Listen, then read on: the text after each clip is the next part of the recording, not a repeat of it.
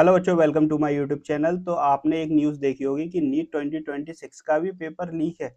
इस तरीके की एक न्यूज़ आ रही है, तो देखते हैं इस न्यूज़ का सोर्स क्या है और इस न्यूज़ में कितनी सच्चाई है। ठीक है, तो चलिए इसके बारे में हम इस वीडियो में बात करेंगे, तो वीडियो आप एंड तक ज़रूर देखिएगा। तो देखिए, इंडिया का एक पेपर है, ये काफ़ी बड़ा पेपर है। इसने एक हेडलाइन छापी है जिसमें इन्होंने कहा है, क्या ये नीट भी क्लीन नहीं? ठीक है, क्या ये वाला नीट है वो भी क्लीन नहीं? नीट का पेपर लीक होने की आशंका है, यानी कि जो नीट का पेपर है उसके लीक होने की आशंका जताई जा रही है। कंफर्म नहीं है कि नीट का पेपर लीक हुआ है या नहीं हुआ। तो इसीलिए अभी आप अपने दिमाग में कोई भी गलत बात ना सोचें कि नीट का पेपर लीक हुआ है या नहीं हुआ। तो ये अभी आशंका है। ठीक है, एसओजी ने देहरादून, सीकर और झुंझुनू से 13 संदिग्ध पकड़े, यानी कि 13 लोगों को पकड़ा गया है देहरादून, सीकर और झुंझुनू से।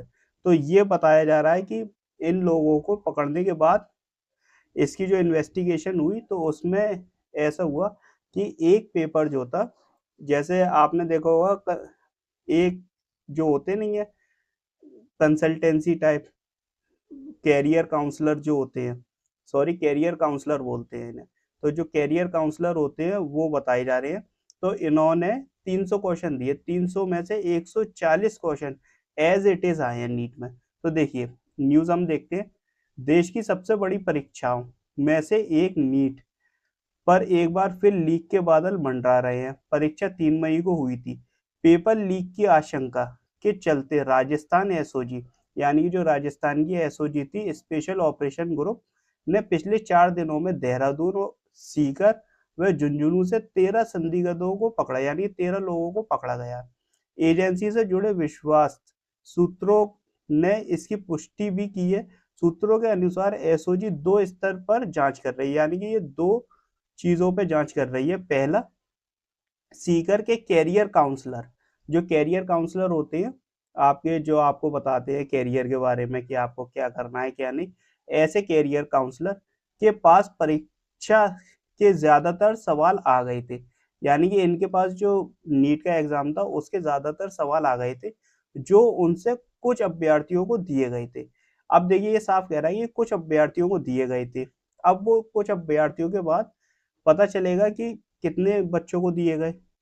दूसरा, जांच एजेंसियों को 300 प्रश्नों से अधिक का एक गैस पेपर भी मिला है, यानी कि जो गैस पेपर होता नहीं है, जैसे टीचर अब आपको पढ़ा रहा है, ठीक है, अब वो बताते हैं कि देखो ये टॉपिक पढ़ लो, इसमें से आपके क्वेश्चन आ जाएंगे, या कुछ क्वेश्चन ऐसे होते हैं जो टीचर बता देते हैं कि इस टाइप के क्वेश्चन आएंगे। तो वो सिर्फ टाइप के आते हैं, ऐसा नहीं है क्वेश्चन सेम डिटो उठ के आ गया या वो ऑप्शन भी सेम आ गए। एक तरीके से वो गैस करते हैं कि ये गैस पेपर है, आप देख लो। जब आप टेस्ट सीरीज लगाते हो तो आपको भी पता होता है कि बहुत सारे, जब आप टेस्ट लगाते हो तो आपके नीट में बहुत से क्वेश्चन ऐसे आ जाते हैं जो टेस्ट पेपर से सिमिलर होते हैं, लेकिन वो एज इट इज नहीं होते। तो इसमें क्या हुआ, गैस पेपर मिला जिसमें 140 प्रश्न हूबहू परीक्षा में आए। अब देखिए 140 क्वेश्चन आ गए, ठीक है, 550 नंबर तो यही बन गए। और 300 क्वेश्चनों में से 140 क्वेश्चन हूबहू परीक्षा में आए। इसे ले इस पे इसे पेपर लीक माना जाए या नहीं, इसका फैसला एक्सपर्ट और एनटीए से सलाह लेने के बाद एसओजी करेगी। यानी कि आप ये मान के चल सकते हैं कि गैस पेपर है, अब उसमें से एज इट इज 140 क्वेश्चन आ गए। अब इसको हम पेपर लीक माने या ना माने। अब अगर पेपर लीक मानते हैं तो क्या कहते हैं पता चलेगी। अब इसके लिए एक्सपर्ट और आपके जो एनटीए है वो डिसाइड करेगा कि इसको हम पेपर लीक मानेंगे या नहीं।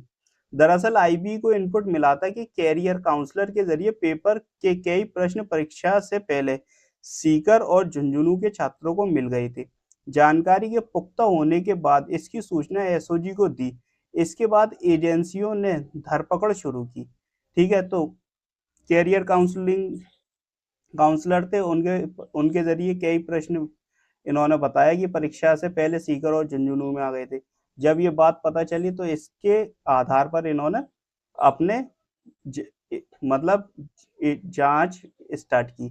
जब तक जिन्हें पकड़ा है उनमें से ज्यादातर कैरियर काउंसलर हैं।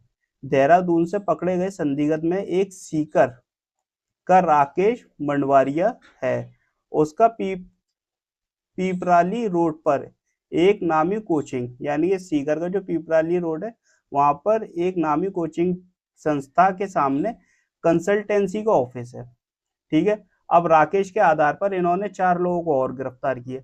अगर हम बात करें 2024 में, सुप्रीम जैसे अब 2024 में आपको पता है कितना ऊधम चला था कि पेपर लीक हुआ है, तो क्योंकि 64 बच्चों के 720 आए थे, तो उस दौरान कुछ बच्चों को ग्रेस भी दे दिया गया था, क्योंकि बच्चों ने कहा था कि हमारे सेंटर पर लाइट की व्यवस्था नहीं थी, पानी की नहीं थी, कहीं पे पेपर दिखाई नहीं, तो फिर एनटीए ने ग्रेस मार्क्स भी दे दिए थे। तो फिर उसके बाद 2024 में इसका बहुत उद्यम हुआ कि पेपर लीक हुआ है, आप इसको सही करें, ये सारी बातें आई। तो उसके बाद सुप्रीम कोर्ट ने कुछ ही बच्चों का कराया था जिन जिन सेंटर पर दिक्कत थी, ऐसा नहीं था कि सारे बच्चों का पेपर करा दिया। अगर जैसे कि ये पेपर लीक माना भी जाता है, मान के चलिए आशंका है अभी तो, ठीक है, मैं ये कह रहा हूँ कि ये आशंका है, ठीक है, और न्यूज़ भी यही कह रही है आशंका है कि हो सकता है, मान के चलिए अगर ये बच्चे आते भी हैं तो इन्हीं बच्चों का पेपर कराया जाएगा, क्योंकि आपने 2024 से ज्यादा तो कर रहा, तो पेपर लीक ये नहीं हुआ। 2024 में भी सुप्रीम कोर्ट ने सारी बातें क्लियर कर दी थी, तो उसके अकॉर्डिंग तो ये ना ही किसी तरीके की कोई न्यूज़ आई या बच्चे को कोई दिक्कत हुई हो पेपर में या कोई बात आई हो, तो ये तो अब ओपन जब हुई है जब बच्चों ने बताया है कि 140 क्वेश्चन सेम आए हैं, जब इसकी इन्वेस्टिगेशन हुई तब पता चला है। और अगर इंतजाम की बात देखी जाए तो बहुत कड़े इंतजाम थे। सेंध कैसे लगी? अब बड़ा सवाल ये, इंतजाम कड़े थे, सेंध कैसे लगी? आपने देखा होगा पेपर के जो पेपर ले जाए जाते हैं, ठीक है, सुरक्षित पेपर को, परिवहन को सुरक्षित बनाने के लिए क्या किया गया? पुलिस सुरक्षा में भेजे गए, और जिन गाड़ियों से गए उसमें जीपीएस लगे थे। केंद्र पर हाईटेक निगरानी के लिए क्या तकनीक अपनाई गई? जो केंद्रों पर हाईटेक निगरानी की जाती है कैमरों के जरिए, उसके लिए क्या तकनीक अपनाई गई? तो उसमें आपके एआई कैमरे लगे थे, जिनकी सेंट्रल कंट्रोल रूम से रियल टाइम मॉनिटरिंग की जा रही थी। तो इसमें तो आप देख रहे हैं कि इंतजाम कितने अच्छे हैं। डिजिटल चोरी और संचार को रोकने के लिए क्या कदम उठाए गए? अब जो जैसे डिजिटल चोरी होती है या संचार, जैसे कि परीक्षा हॉल में मोबाइल सिग्नल और ब्लूटूथ के इस्तेमाल को पूरी तरह से रोकने के लिए बहुत स्ट्रॉन्ग 5G जैमर लगाए गए, ताकि कोई दिक्कत ना आए।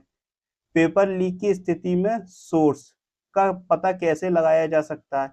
हर प्रश्न पत्र पर एक यूनिक वाटरमार्क आईडी है। अब जैसे कि जो भी आपका क्वेश्चन पेपर है उस पर एक यूनिक वाटरमार्क आईडी है, उसके जरिए ये पता लगाया जा सकता है कि किस सेंटर से किस वक्त पेपर लीक हुआ है। तो इन्होंने इंतजाम बहुत अच्छे करे हैं। सॉल्वर गैंग में फर्जी परीक्षार्थियों को रोकने के लिए क्या किया? तो आपको पता होगा बायोमेट्रिक वेरिफिकेशन हुआ है सारे सेंटरों पर। फिर उसके बाद 2-3 मई की जो स्टूडेंट्स थे मेडिकल के, उनकी छुट्टी कैंसिल कर दी गई कि तुम्हें अटेंडेंस लगानी है, ताकि कोई बच्चा ऐसा नहीं है दूसरे की जगह पेपर दे दे। तो सारे इंतजाम बहुत अच्छे किए गए हैं। सोशल मीडिया पर सक्रिय ठगों के खिलाफ क्या कार्रवाई की गई? जैसे टेलीग्राम पर चैनल चलते हैं कि हम आपको पेपर प्रोवाइड करेंगे, ये सब करें, तो 65 टेलीग्राम चैनलों को ब्लॉक कर दिया गया। आखिर फिर सेंध कहाँ लगी? तो अब बात आती है कि जब सब कुछ इतना अच्छा था तो फिर सेंध कहाँ लगी? तो देखिए, इसमें क्या होता है, प्रिंटिंग प्रेस है। आशंका है कि प्रिंटिंग प्रेस, परिवहन या बैंक कस्टडी के स्तर पर मिली भगत से पेपर लीक हुआ होगा, जिससे ये तकनीकी पाबंदियां नहीं रोक पाई। ठीक है। पहले क्या गड़बड़ियां आ चुकी हैं? तो पहले 2024 में बिहार गुजरात में पेपर लीक, 67 छात्रों का रिकॉर्ड टॉप करना और ग्रेस मार्क्स विवाद, सॉल्वर गैंग और द्वारा डमी कैंडिडेट बैठाना, ओएमआर शीट में हेरा फेरी और केंद्रों पर गलत भाषा के पेपर बांटने जैसी तकनीकी चूक प्रमुख रही है। तो ये प्रॉब्लम रही है जो पहले पेपर लीक की गड़बड़ियां बनी है। तो इस बार तो पेपर लीक की कोई वजह ही नहीं बन रही थी। पेपर भी बहुत अच्छी तरह हुआ बच्चों का, सारी दिक्कतें सारी सॉल्व हो गई।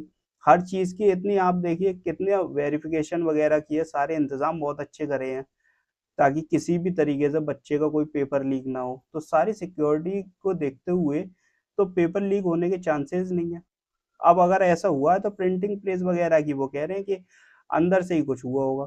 लेकिन आप एक बात याद रखिएगा कि ये सिर्फ आशंका है, ऐसा नहीं है कि पेपर लीक हुआ ही होगा। सिर्फ आइडिया लगाया जा रहा है कि पेपर लीक हुआ है। तो आप किसी भी तरीके की कोई भी बात अपने दिमाग में गलत ना लाएं, जैसा भी होगा वो बात आपके सामने आएगी कि पेपर लीक है या नहीं है। तो इसीलिए अपने दिमाग पे ज़्यादा जोर मत डालिए और जो आप कर रहे हैं वो करते रहिए। काउंसलिंग की आप प्रिपरेशन प्रॉपर करिए कि काउंसलिंग स्टार्ट हो तो काउंसलिंग के लिए अपने डॉक्यूमेंट्स वगैरह सब बनवाएं, और जो बच्चे का सिलेक्शन नहीं हो रहा वो अपनी पढ़ाई स्टार्ट करें और मेहनत से पढ़ें ताकि उनका भी सिलेक्शन हो जाए। और अगर वो कुछ और करना चाहते हैं, उनका अगर नीट में हिसाब नहीं आ रहा तो वो अपने कहीं और ट्राई करें।